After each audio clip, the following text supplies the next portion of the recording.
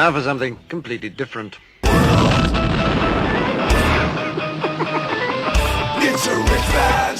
Forget everything you've been told by others before. Get ready for the real deal, the full story, real talk about money, markets, life. Now, it's The Real Investment Show with Lance Roberts, presented by RIA Advisors.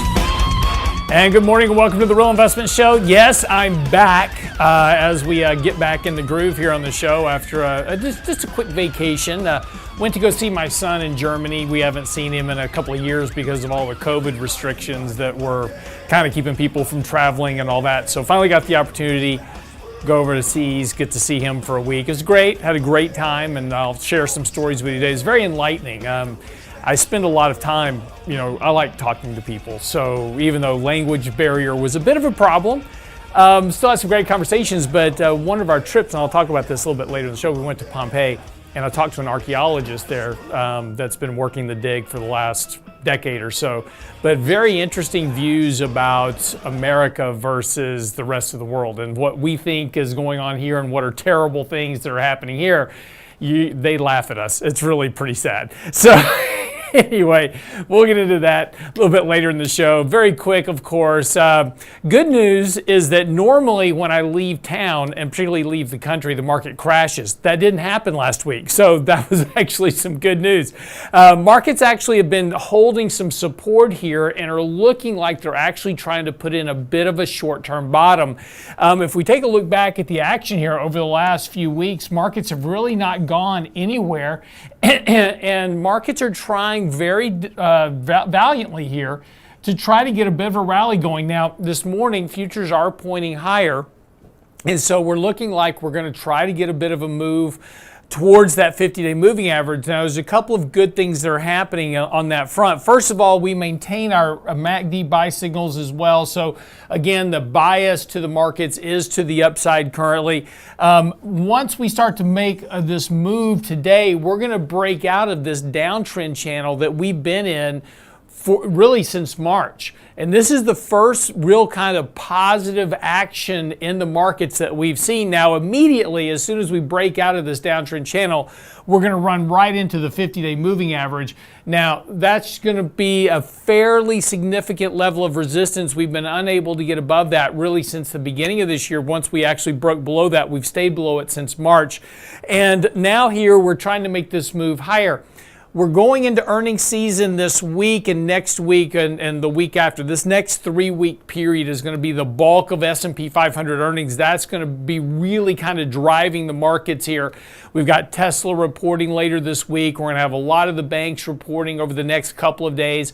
That's really kind of setting the tone for the financial markets. And estimates, as we've been talking about, coming down rather sharply now. Just over the last week, the first week of July, there was a fairly significant cut in earnings estimates going all the way out to 2023. Now, this is the first time that we've seen estimates getting cut rather than raised. In fact, in the month of June, analysts were still ratcheting up earnings. They actually increased the rate of earnings for companies in June, but this first week of July, reality kind of hit home, and now they're starting to cut those estimates. So again, that's going to be a bit of a drag here potentially for markets as earnings estimates come down, but importantly, if the market can kind of maintain this bottoming process that we're trying to set up here and not break to new lows, there's going to be an opportunity here for this market to actually give us a fairly significant rally, which this is something that we've been talking about for a while, have not been getting it. There's so much bearishness right now across the board. Economic data is very bad.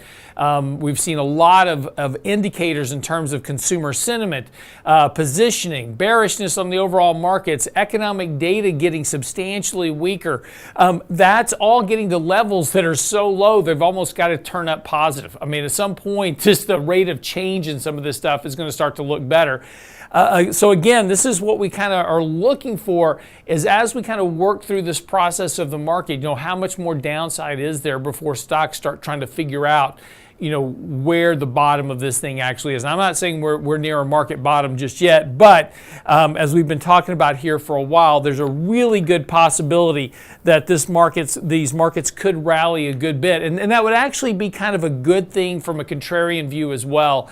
we said this before, is there's so much negative sentiment in the markets right now that we need a rally just to get people to be less bearish. This is the most well-forecasted bear market and recession ever in history. We need this market to rally a bit, get the bulls back engaged into the markets, get people start talking about, a recession's been avoided, it's all going to be fine, and get Jim Cramer up on CNBC, pounding the table to buy stocks.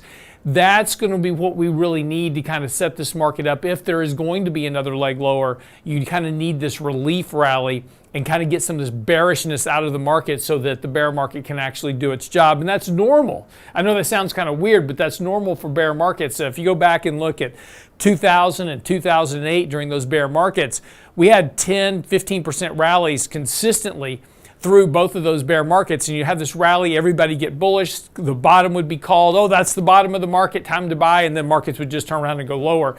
That's how bear markets work. By the end of the bear market, nobody wants to buy stocks, and that's one of the kind of the key defining moments of this market, is that still there are too many people looking. There's, we talked about the fear of missing out on the way up. As markets are going up, everybody's like, I got to be in.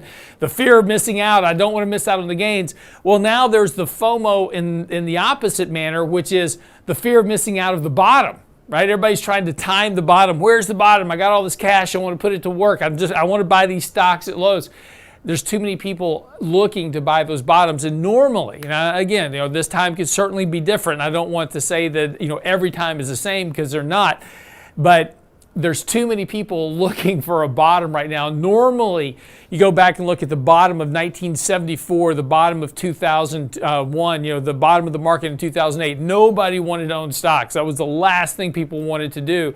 That's normally what happens during a bear market. But because of what's happened over the last decade of Federal Reserve interventions and quantitative easing and all these types of things, all this money we've injected into the economy, into the financial markets, people are now convinced that anytime there's a kind of a market downturn, the Fed's going to show up and start to bail it out again. They don't want to miss that opportunity. So again, we've retrained investors to really focus more on the Fed as a driver. And we've talked about this before. It's that Pavlovian response. When the Fed rings the bell, everybody runs in and buys stocks.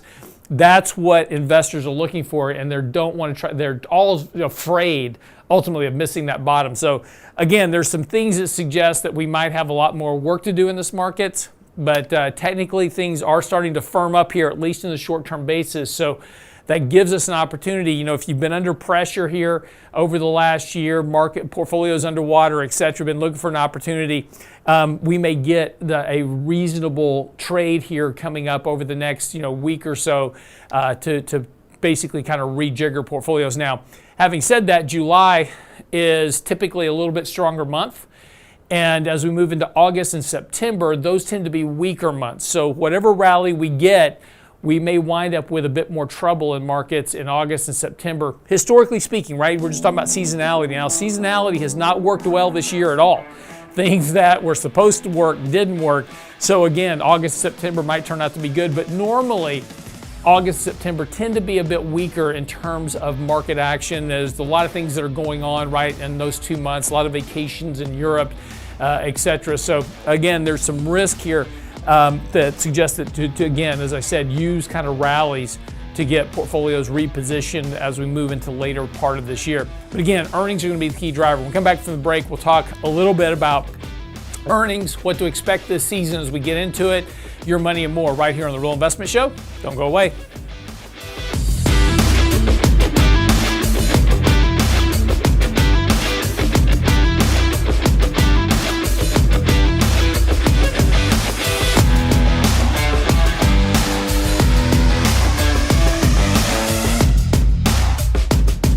Get daily investment news you can use, delivered at the speed of the internet at realinvestmentadvice.com. Inflation touches every aspect of your life. No one can avoid it because we're living in an inflation nation. RIA Advisors has a 9-step inflation battle plan, and we're sharing it with you in a special summer lunch and learn Thursday, August 4th at noon. Register now at realinvestmentadvice.com. There's no magic elixir against inflation. Our 9-step plan can help you blunt inflation's effects. Register today at realinvestmentadvice.com. realinvestmentadvice.com.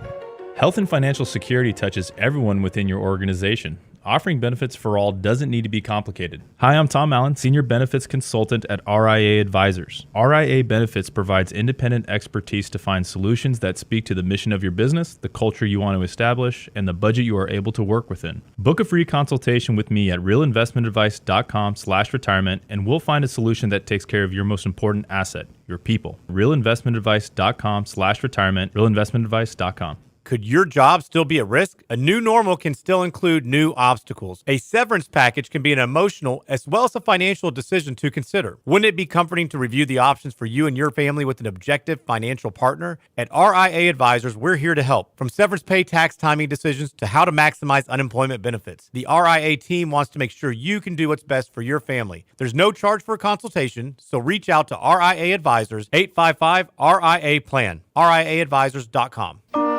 And now, another page from the Real Investment Advisors Investing Manifesto. Bulls win in bull markets. Bears win in bear markets. Eagles soar above and take advantage of opportunity. Let us help you soar as you reach your financial goals with RIA Advisors. Neither bull nor bear. RIA Advisors, 281-501-1791 or online at realinvestmentadvice.com. The Real Investment Show.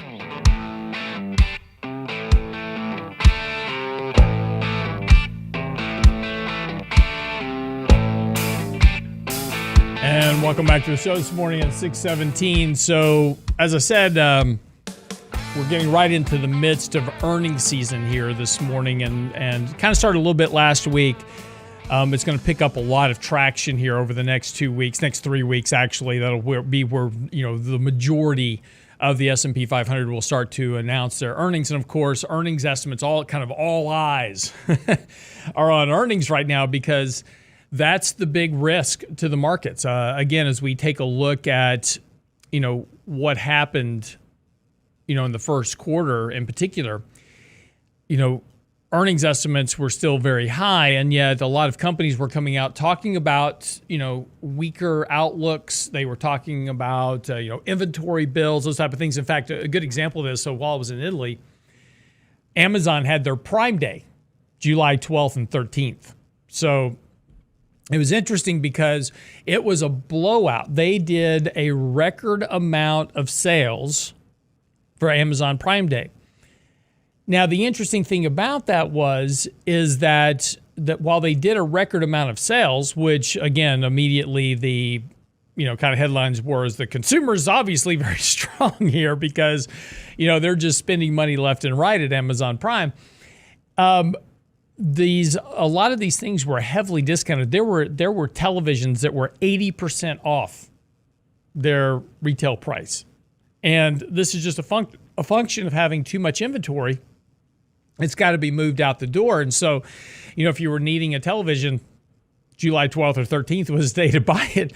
But again, I think we're going to see a lot of this as we kind of go forward over the course of the next, several months. A lot of this inventory build that's built up, not just at Amazon, but also at Walmart, Target, and others. We're going to see a lot of back-to-school items being heavily discounted. So once we get a little bit closer here to the back-to-school shopping season, that's going to kick off in just the next week or two. We're going to start to see some pretty heavy discounts on those items as people get ready to go back to school and these type of things. So again, this is where we got those warnings in the first quarter from companies.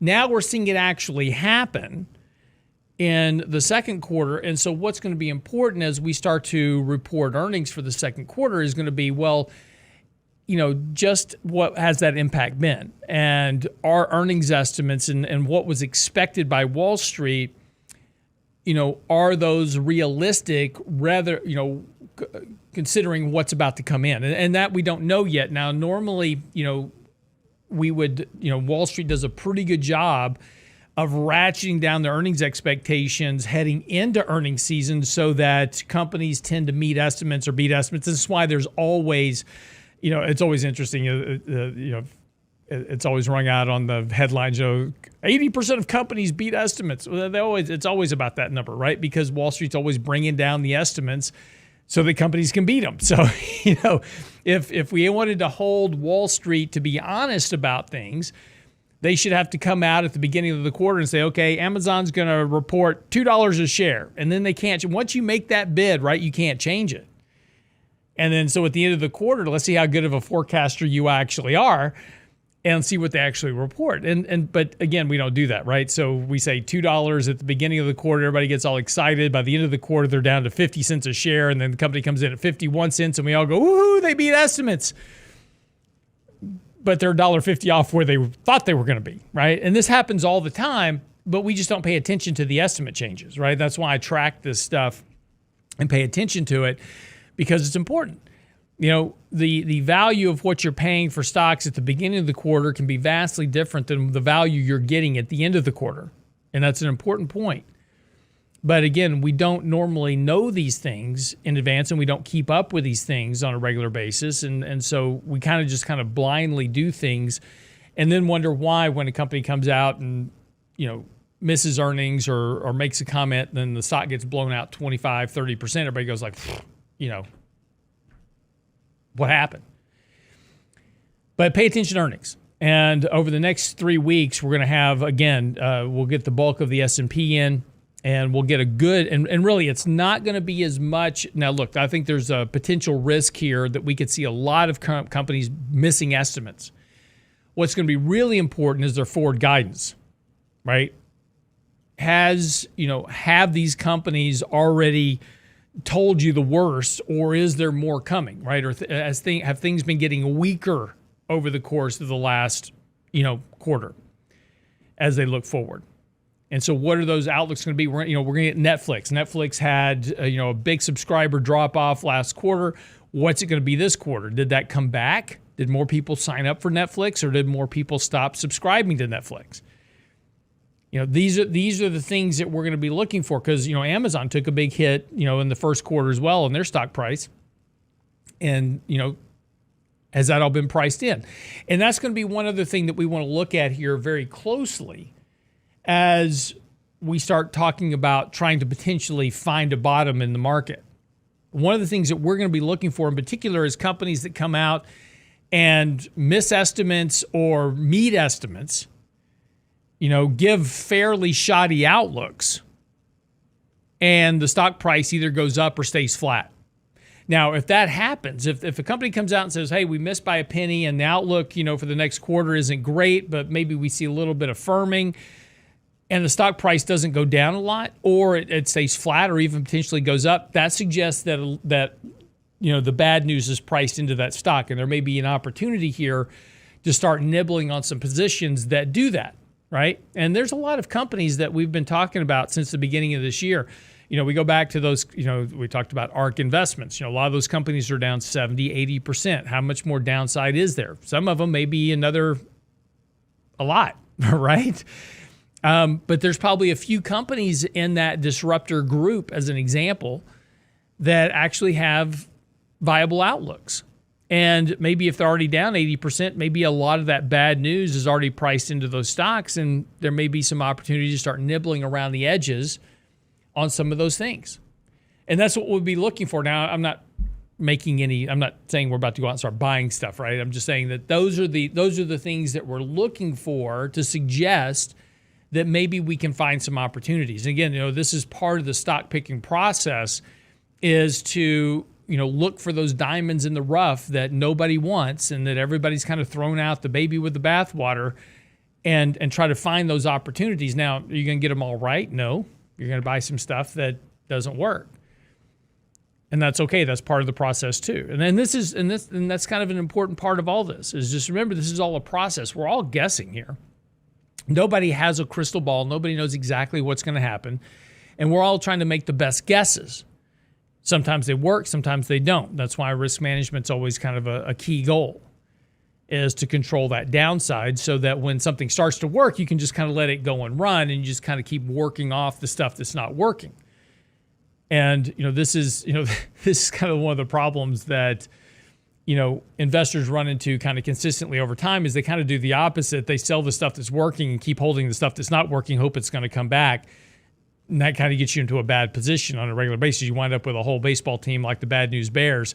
And, you've got to kind of work through that process to get your portfolio growing again. It's a very challenging way to do it. You're better off letting stuff that's working work, and stuff that's not working, cut it loose and cut it loose soon. As the old saying goes, do more of what works and less of what doesn't. And that really applies to a lot of things in life, right? Not just investing. It applies to, a lot of things in business and life in general. Do more of what's working for you, do less of what's not, and you'll tend to kind of fall onto the good side of the ledger. And that's, look, you're going to have stuff that doesn't work, right? That's the nature of the beast. You're going to do things sometimes, it doesn't work. Let it go, move on. And that's a tough thing to do a lot of times, because one of the things that we tend to do psychologically, and especially when managing money and times of uncertainty like we have now, right? I mean, on one side of the ledger, we've got 10% inflation, and we've got, earnings that are weak, and we've got economic growth that is weakening. Why on earth would we be buying stocks? These are those times that we've got to set those psychological biases aside and say, look, I know what that is. I know what I'm dealing with, and I've got to start looking for these opportunities that may exist. Because if I wait for the economy to come back, if I wait for all these things to improve, the market will have already sniffed that out well in advance and will have already moved significantly ahead of the time before you see that data improve, right? That economic macro data. It's important to keep a watch on that macro data. Don't get me wrong. But just understand the market's going to front run that economic macro data, just like it did this year. The market was selling off early this year before we start getting negative, economic reports. Now the market will start to improve before we start seeing better economic reports, and we're going to be not understanding that at all. It's like, we just got this terrible economic report, and the market's going up. Why? Because the market's sniffing out that you're closer to a bottom than not. And again, you take a look at a lot of these economic data points, the City Surprise Index, the Beige Book Index, 3-month rate of change, all these type of things. These things are at lows that are normally seen at the bottom of recessionary periods. And importantly, they don't stay there that long. Once they get down there, they tend to bounce and start to recover, just like anything else that oscillates. So again, once you start getting down to the lows on these things, be paying attention to the fact that we could be getting close to a point where we're going to start seeing things. Doesn't necessarily mean they're getting better. They're just getting less bad. And less bad eventually leads to better. I know it's kind of a weird way of thinking about things, but this is what you got to be paying attention to. So, as we go into earnings season, I said, things are going to be, I suspect we're going to see earnings, disappointments. We're going to see outlooks that aren't great. And the question will be whether or not stock prices have priced those in or not. I don't have that answer. That's what we're going to find out over the next few weeks. All right. I'm Real Lance Roberts. Be right back after the break.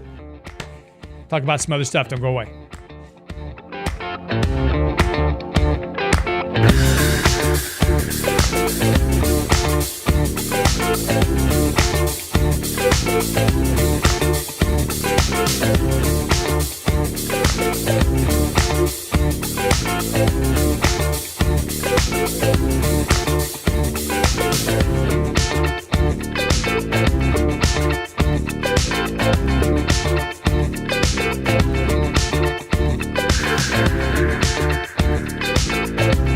The Real Investment Advice blog. It's required reading for the informed investor. Catch it today at realinvestmentadvice.com.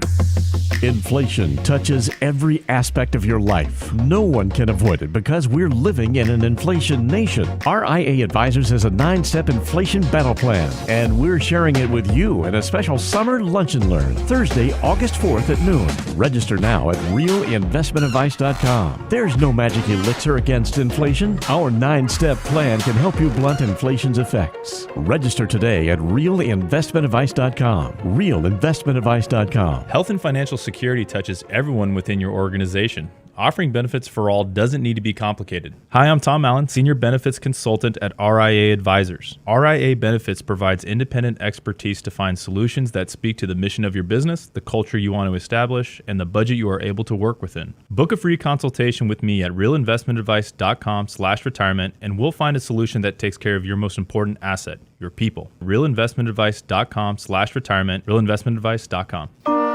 And now, another page from the Real Investment Advisors Investing Manifesto. A passive investment portfolio requires active risk management. It's not a choice, it's necessity. Diversification doesn't protect against risk of loss. Let us actively help you reach your financial goals with RIA Advisors. Neither bull nor bear. RIA Advisors, 281-501-1791 or online at realinvestmentadvice.com. Can't catch the whole show now? Listen to our podcast later at realinvestmentadvice.com. It's really not fair. It takes you a long time to get into shape, and literally you just get out of shape. 15 minutes if you stop doing anything. You're just, That's right. Out of shape again. You can no longer get up off the floor. Exactly. The Real Investment Show podcast. Same show, your schedule. The floor's getting much further down. It is. Every year the floor gets further away. I don't know if I'm getting taller or just older. I've stopped picking stuff up. I drop it, it's staying there. At realinvestmentadvice.com. Anyone can sell you insurance, and they'll gladly take your premium dollars. The RIA Insurance Agency can provide you with insurance solutions tailor-made for your needs and lifestyle. Because everyone's assets are different, let RIA Insurance review what you need to protect and how. We won't sell you insurance, but what you need will be a matter of policy. RIA Insurance Agency. 888-915-0780. 888-915-0780. RealInvestmentAdvice.com. Click on the insurance tab. Real Investment Show podcasts are now available from Stitcher Smart Radio at Stitcher.com. Hi, Lance Roberts here. If you're like most people, your 401k plan represents the bulk of your retirement assets. And unfortunately for many, managing your 401k plan can be difficult. There's so many choices, so many things to consider. With just a quick email, a couple of questions, you can put RIA Advisors to work for you managing your 401k plan. It's a quick and easy application. Just simply click Ask a Question at realinvestmentadvice.com or give us a call at 855-RIA-PLAN. That's realinvestmentadvice.com. Have market gyrations caused you to lose sleep? If so, it's because you have more risk in your portfolio than you realize. It's time to reevaluate your long-term investing strategy with RIA Advisors. Our disciplined approach can help eliminate unnecessary risk. If you think it's time to work with an advisor who puts your interests first, it's time for Real Investment Advice. RIAadvisors.com. You're listening to The Real Investment Show.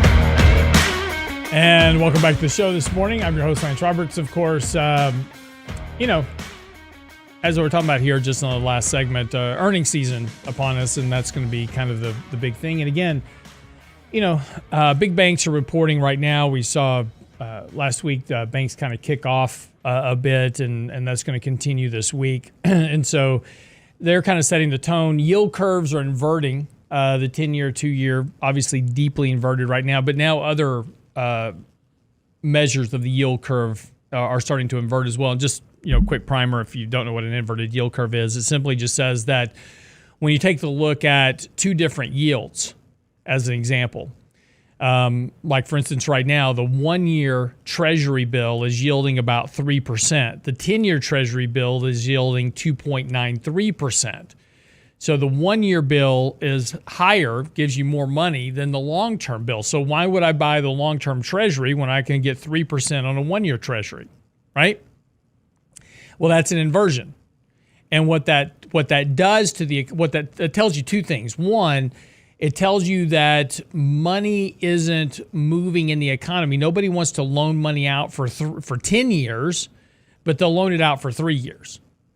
So that has impacts to things like capital expenditures and construction and those type of things. So long-term projects start to get put on hold because there's concern. And what these yield curves tell you is they're concerned about the economy. I don't want to invest. The economy's slowing down. I don't want to borrow money long-term. I want to keep my money short-term. Right? That's what that's telling you. And so when you're seeing things like the 1-year, 10-year inverted, the 2-year, 10-year is now inverted. So we're starting to see more and more of these yield curves that are inverted. And, a lot of people are like, oh my gosh, that means we're having a recession. Well, they are a good recession indicator, but not when they're inverting. When they're inverting, they're just telling you that there's real concern about the economy. When they uninvert, that tells you you're in a recession, and they haven't uninverted yet. So there's also another fact. It's not one yield curve or two that's important, right? So a lot of people focus on the 10-2 yield curve, and they go, well, the 10 and the 2 are now inverted, and that means we've got to have a recession. Well, it's not just one yield curve that matters.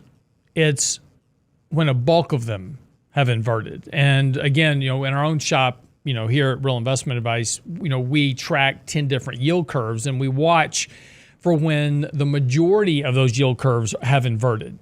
So you're looking for more than 50% of the yield curves in those 10 measures that we track to invert. And that gives you a much better indication about A, where you are in the economic cycle, and B, when those start to uninvert, that tells you really you're in the midst of a recession. And, we're seeing more and more of those yield curves beginning to invert, and they have not uninverted yet. So again, doesn't necessarily mean that we're in a recession right now. Does suggest that there's some economic problems, which I don't think is any big surprise when you're running, 8.5%, 9% inflation, that you're having some economic problems, right? That's just, things are starting to slow down here a bit. But, again, when you get these high inflation numbers, we had a strong employment report last week. A quick note on that, by the way. A lot of people talking about how strong of an employment report that was, right? We employed like 400,000 people. It's great.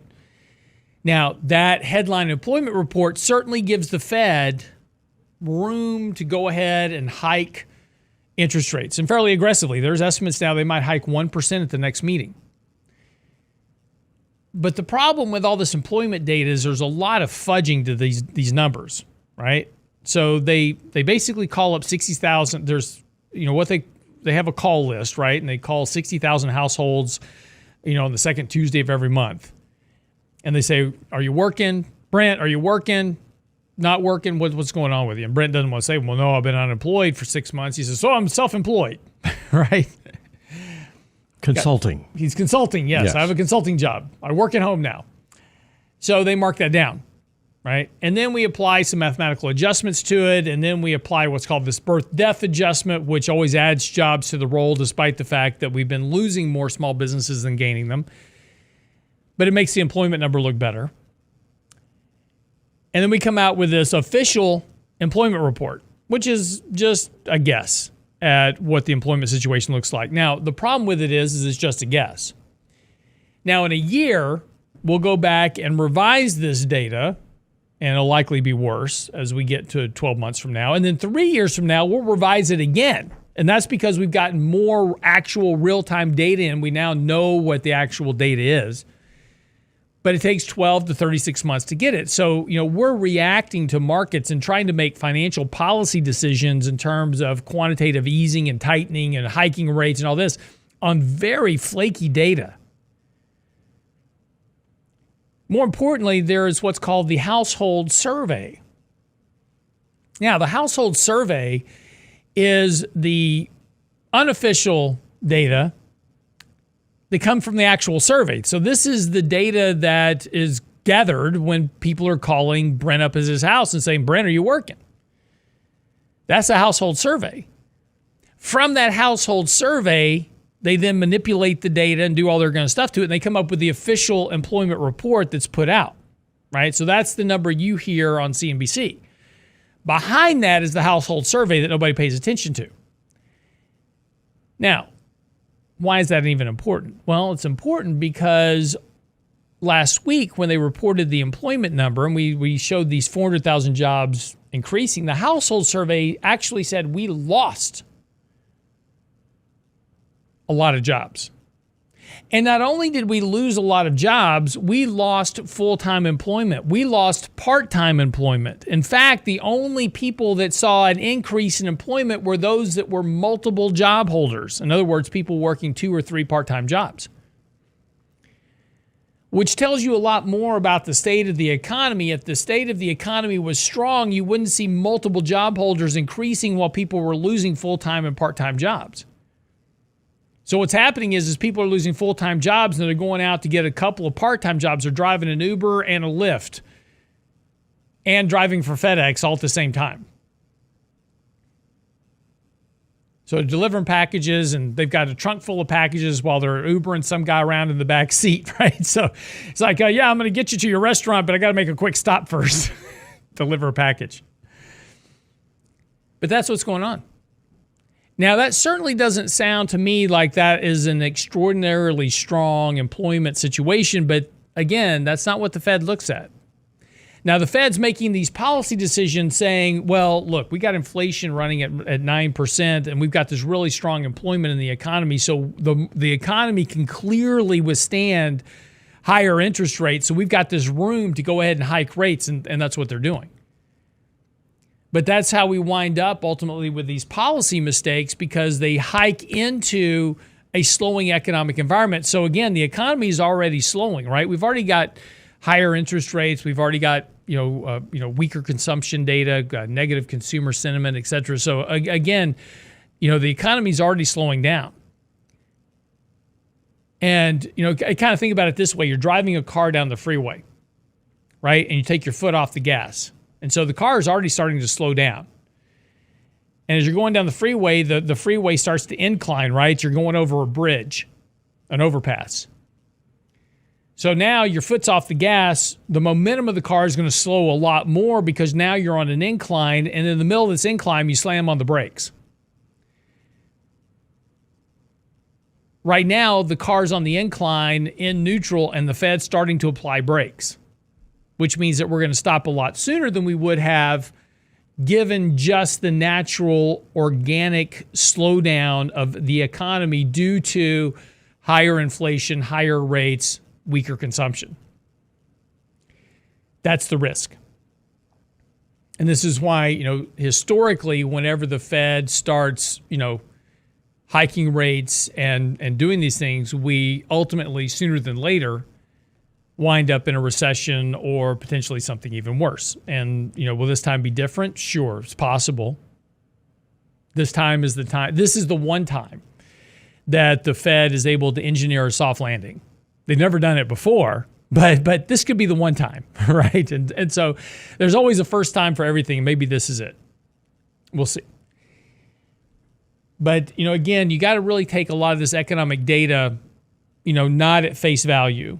You've got to do the work. You've got to look below the headlines and see what's actually going on, because it tells you a lot more about what's happening in the economy than not. But again, I think the big risk to, the markets over the next, couple of months in particular is going to be earnings, right? And outlooks. That's going to be very key here, but also the Fed. The Fed is anchored at this point to hiking rates to combat inflation. Their sole focus remains inflation. And as long as the markets are doing okay, and look, this hasn't been a really disorderly decline this year, right? I mean, it sucked. I mean, this has been a terrible year for the markets. But the markets are down, yes, but it's been a very orderly decline. Markets are kind of rallying now. Starting to see stocks recover here as we get into earnings season, starting to get some buying coming in.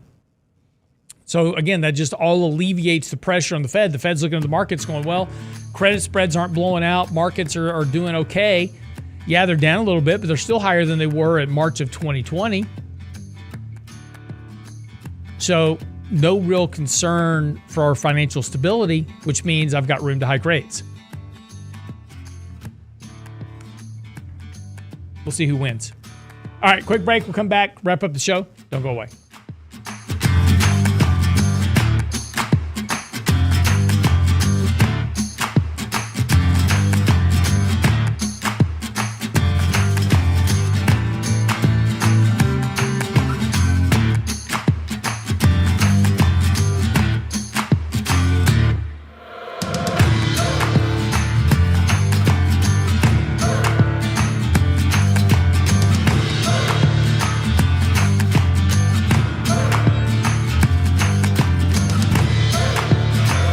Get daily investment news you can use, delivered at the speed of the internet at realinvestmentadvice.com. Inflation touches every aspect of your life. No one can avoid it because we're living in an inflation nation. RIA Advisors has a 9-step inflation battle plan, and we're sharing it with you in a special summer lunch and learn Thursday, August 4th at noon. Register now at realinvestmentadvice.com. There's no magic elixir against inflation. Our 9-step plan can help you blunt inflation's effects. Register today at realinvestmentadvice.com. realinvestmentadvice.com. Hi, Lance Roberts here. If you're like most people, your 401k plan represents the bulk of your retirement assets, and unfortunately for many, managing your 401k plan can be difficult. There's so many choices, so many things to consider. With just a quick email, a couple of questions, you can put RIA Advisors to work for you managing your 401k plan. Get started right now at the website, realinvestmentadvice.com, or simply call our toll-free number, 855-RIA-PLAN at realinvestmentadvice.com. Health and financial security touches everyone within your organization. Offering benefits for all doesn't need to be complicated. Hi, I'm Tom Allen, Senior Benefits Consultant at RIA Advisors. RIA Benefits provides independent expertise to find solutions that speak to the mission of your business, the culture you want to establish, and the budget you are able to work within. Book a free consultation with me at realinvestmentadvice.com/retirement, and we'll find a solution that takes care of your most important asset, your people. realinvestmentadvice.com/retirement, realinvestmentadvice.com.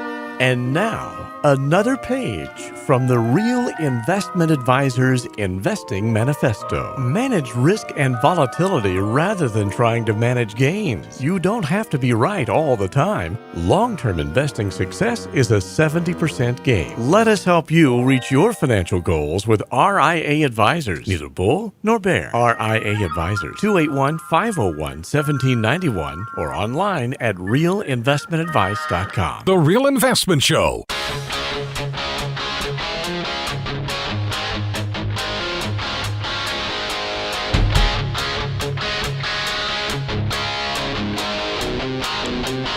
And welcome back to the show this morning. I'm Lance Roberts. So I told you I'd tell you a little bit about a trip we had last week. Went to Germany to visit our son, who we hadn't seen in a couple of years because of the COVID restrictions and all that. It's been impossible to get traveled over there. So finally we were able to get there. And so we my wife went online and she went to booking.com and she found a house for us to rent that actually just we went to a city called Maori, which is just up the coast from Positano and overlooks the ocean. Well, this house was built in 1920 by this lady's mother. And she now lives in Naples, and she basically, all of her income comes from two sources.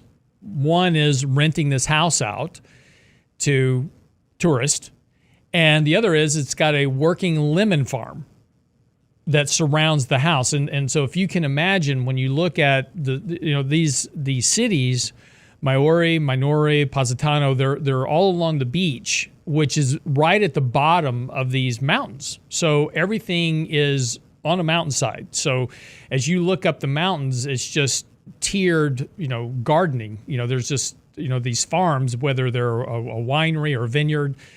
Lemons are a big thing for this particular area. So there's just, these tiered lemon farms all up and down the side of these mountains. It's pretty incredible, but you'd walk out of the house and it's just smell lemons, and these are big giant lemons the size of softballs that are hanging on the trees. You just walk out and pick some lemons off, make fresh lemonade. It was pretty great.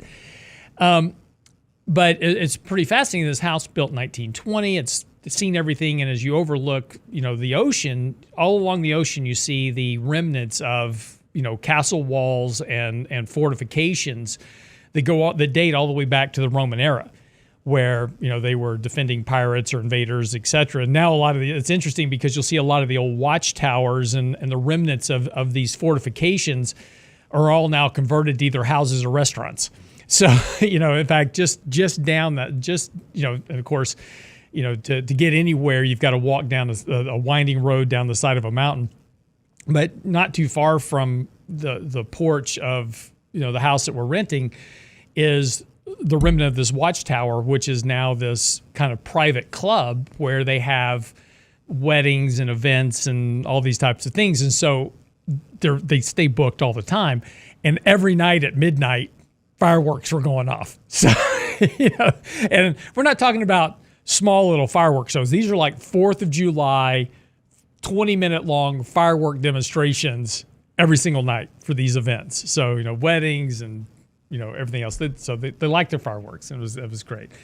But anyway, one of the highlights of the trip, we went to Pompeii, which, I've always wanted to go to, and I'm a big history buff. And it's interesting. I was reading an article over the weekend talking about inflation in the Eurozone and how expensive everything is. And this is kind of a key aspect of something I was talking about with the archaeologists. And so we went to Pompeii. We booked a private tour with one of the archaeologists that actually works on the dig. And what's amazing about Pompeii is they've been uncovering Pompeii now for over 100 years. And there's still 25% of the city that's still under ash. And there's still, so this is still a live archaeological dig that, they're still going through and unearthing things and finding new pieces of history about Pompeii and what was going on there. It's just I encourage you, if you ever get a chance to go to Italy, go to Pompeii, because the history is absolutely amazing. And so talking about inflation, it was like, I made this comment on Twitter, and it's like, well, man, you must be spending some big dollars, getting a private tour. It cost me $100, right? But for, again, when you're in Italy, and this is one of the conversations I was having with the archaeologists talking about, economic structures, because we were talking about the economic structure of Rome and Greece and kind of what happened throughout history. And you take a look at the differences between capitalism and socialism. And when you're in Italy, you can very clearly see the impact of socialism on the economy. There is no middle class. You are either getting by or you're very wealthy. And there is no middle class. And this was one of the kind of the structure. So, small changes in prices, if you're just making ends meet already, that's inflation. And that matters a lot to a household if you don't have a lot of income to start with. And, once you get off of the tourist beaches and kind of and you get back up in the mountains, and we spent a lot of time kind of going back up into the mountain areas and looking at some of these smaller towns, they are not well off. Now, they're happy. I'm not saying they're not happy, right? I mean, they're living their lives, doing their things. But, when you compare it, and again, we've talked about this before, if you make $30,000 in the U.S., you are very wealthy on comparative standards in Italy. And this is the thing that we take for granted a lot, is our economic fortunes that we've made here. Now, look, do we have economic inequality? Do we have, disparities here in the U.S.? Absolutely. Corporatism is a big problem. We've talked about this on the show before. We've written articles about corporatism. But capitalism is alive and well, right? Capitalism works. People are going out, starting new businesses every day. They may succeed, they may fail. But capitalism is alive and well, and it breeds better rates of wealth than any other form of economic system. In fact, there's kind of the saying goes is that capitalism is the worst economic system, except compared to everybody else. And so, yeah, we may not be perfect by any stretch of the imagination, but we also need to understand the differences. And the best way to understand the differences, I grew up, I spent a big chunk of my life living overseas. I lived in Spain and France and Italy and a variety of places. And, I saw that firsthand. And that's why I came back to the United States to work, because this is where the opportunity is to make money and to build wealth. If you want to build wealth, there is no place in the world to be other than here. If you want to build wealth.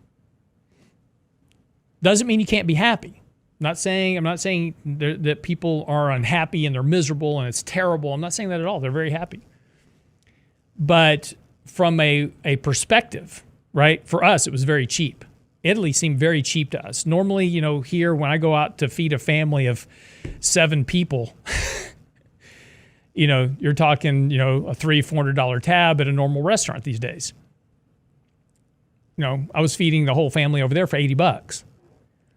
at nice restaurants, right? So, it's all perspective about things. And this is the thing that we tend to lose. We get so ingrained into the stuff that's happening here, whether it's, social inequity, social injustice, these types of things. We get so ingrained into what we're seeing here, and our social media just floods our system with, all this stuff. And then when you step back out of it and you look at it from over there, and it was very fascinating to talk to Daniela, who was our archaeologist for our tour, and she was absolutely awesome. But we were having this conversation about, the differences in societies. Over there, you can have it's interesting here, you talk to a conservative in the United States and you say, okay, what do you think about gun control, right? It's gun control. Well, if you don't want, a conservative says, hey, if you don't want guns, don't have a gun, right? I want my guns. If you don't want guns, don't have one. Other side of the coin says nobody can have guns, right? They don't care about any of that. They're just like, you do you and I do me and we'll just all be friends, right? And it's just a very different outlook. So when you're looking at it through that lens of economics and looking through that lens of capitalism and versus socialism and all that, they clearly understand what the problems are and the differences. And that's why, we have so many people that want to immigrate into the United States, because opportunity-wise, capitalism provides it was a social experiment that developed better than anyone ever imagined and created more wealth than the world has ever seen. But but again, we're so entrenched into what we live in here, right?